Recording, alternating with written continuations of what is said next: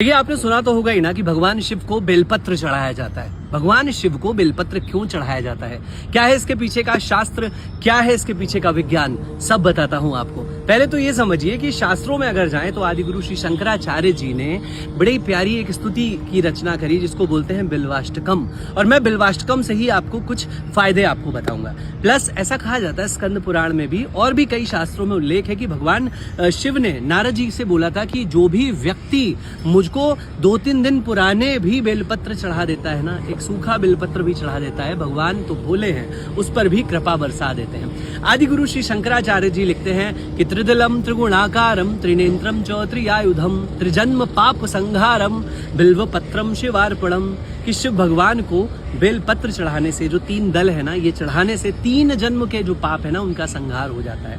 और लिखते हैं कि मूल तो ब्रह्म रूपाय मध्य तो विष्णु रूपणे अग्रतः शिव रूपाय बिल्व पत्रम शिवार्पणम, कि ये जो बिल्व पत्र होता है ना, इसका एक पत्र ब्रह्मा है, एक विष्णु है और आगे का जो हिस्सा है ना वो भगवान शिव है। तो एक बेलपत्र चढ़ाने से आप त्रिदेवों को खुश करते हैं। और साथ साथ में ये भी बोला गया है कि बेलपत्र ना चढ़ा पाए अगर और सिर्फ देख ही लें, दर्शनम बिल्व वृक्षस्य स्पर्शनम पाप नाशनम अघोर पाप संहारम बिल्व पत्रम शिवार्पणम, कि सिर्फ दर्शन करके अगर नमस्कार कर लेते हैं ना बेल के वृक्ष को, या फिर अगर आप स्पर्श मात्र कर लेते हैं तो आपके ना घोर पापों का भी नाश हो जाता है। माँ लक्ष्मी की भी कृपा मिलती है अगर आप कनकधारा स्तोत्र का पाठ करते हुए भगवान शिव के ऊपर बेलपत्र चढ़ाते हैं।